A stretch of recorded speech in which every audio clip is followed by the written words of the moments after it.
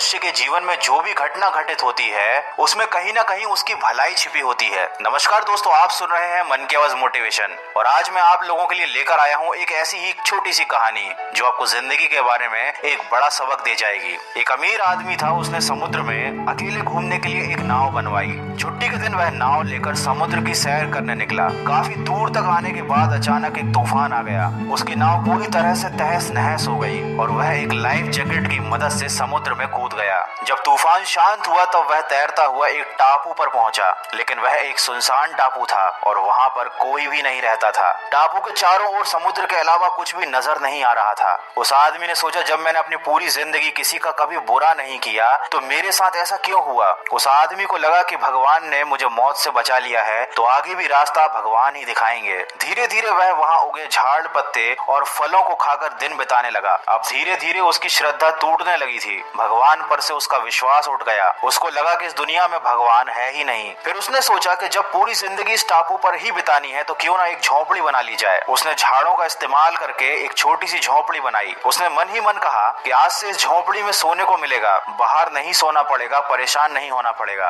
रात हुई ही थी कि अचानक मौसम बिगड़ने लगा। बिजली कड़की और जोर जोर से बारिश होने लगी। अचानक बिजली उस झोपड़ी पर आकर गिरी, जिसकी वजह से उस झोपड़ी में आग लग गई। यह देखकर वह आदमी टूट गया और गुस्से में बोला कि भगवान तो है ही नहीं, उसमें दया जैसी कोई चीज नहीं है, भगवान बहुत क्रूर है। वह व्यक्ति हताश होकर सिर पर हाथ रखकर रो ही रहा था कि अचानक एक नाव टापू के पास आई। नाव से उतरकर दो व्यक्ति बाहर आए और बोले, हम तुम्हें बचाने के लिए आए हैं। दूर से इस वीरान टापू पर जलती हुई झाड़ियां दिखी तो लगा कि शायद इस टापू पर कोई मुसीबत में है। अगर तुम अपनी झोपड़ी नहीं जलाते तो हमको कभी पता ही नहीं चलता। यह सुनकर उस आदमी की आंखों से आंसू गिरने लगे। उसने ईश्वर से माफी मांगी क्योंकि वह समझ गया था कि उसे बचाने के लिए ही उसकी झोपड़ी जलाई गई थी। दोस्तों, दिन चाहे सुख के हो या दुख के हो, हमेशा इस बात को याद रखिए कि जीवन में जो भी घटित होता है उसमें कहीं ना कहीं आपकी भलाई छुपी होती है। उस व्यक्ति की नाव डूबने से उसे जीवन का एक बहुत बड़ा सबक मिला। आपको ये कहानी सुनकर कैसा लगा मुझे कमेंट करके जरूर बताइएगा।